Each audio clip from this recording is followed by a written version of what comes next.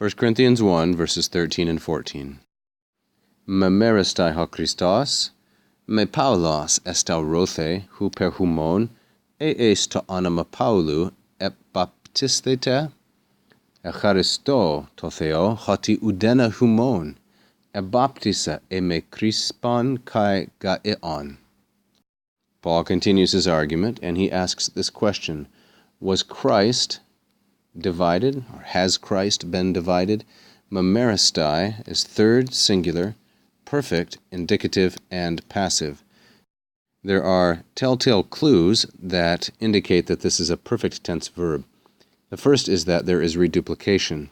The initial consonant, the me, in merizo, is reduplicated, and thus we have memer. That's the first clue.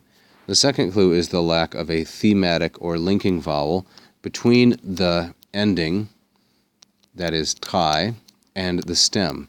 There's no thematic vowel here, which is indicative of the perfect tense. And the third way is that it has what's called a primary ending.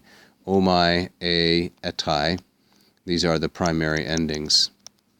And the perfect tense uses primary endings. This here is the thematic vowel, in fact.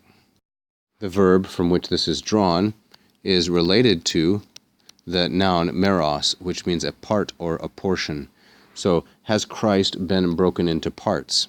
And here is the sign of the question. Me Paulos estau rothe. The me here, with the indicative, is serving to show that this is a question that expects a negative answer. Has Paul been crucified for you? Or we might say, Paul was not crucified for you, was he? That's how we would express it in English. Estau rothe is the third singular, aorist indicative passive of the omicron contraction verb staurao, which means to crucify. So Paul was not crucified, huper humon, on your behalf. And this would be pro vobis in Latin, because huper with the genitive means in place of or on behalf of. And now we get the second part of this double question. Or, were you baptized, ebaptistete, into the name of Paul? Ebaptistete is second plural, again, aorist, indicative, and passive. And the verb baptizo, when we translate it into English as to baptize, you can see is not a translation, but really a transliteration, because the beta becomes a B, the alpha becomes an A, the P becomes an English P, the tau becomes a T, etc. So by translating it as baptize, we are in fact not identifying its meaning very directly. But this is the way that it has always been construed in English, and that is from the Latin, which is derived from this baptizo.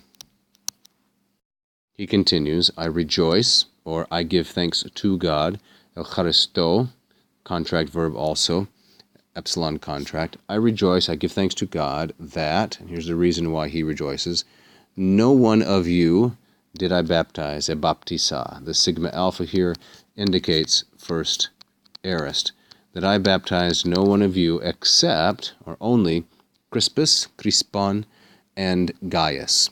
Crispus here, like so, remember he's writing to the church at Corinth. Crispus meaning curly-haired, this is a very Roman name.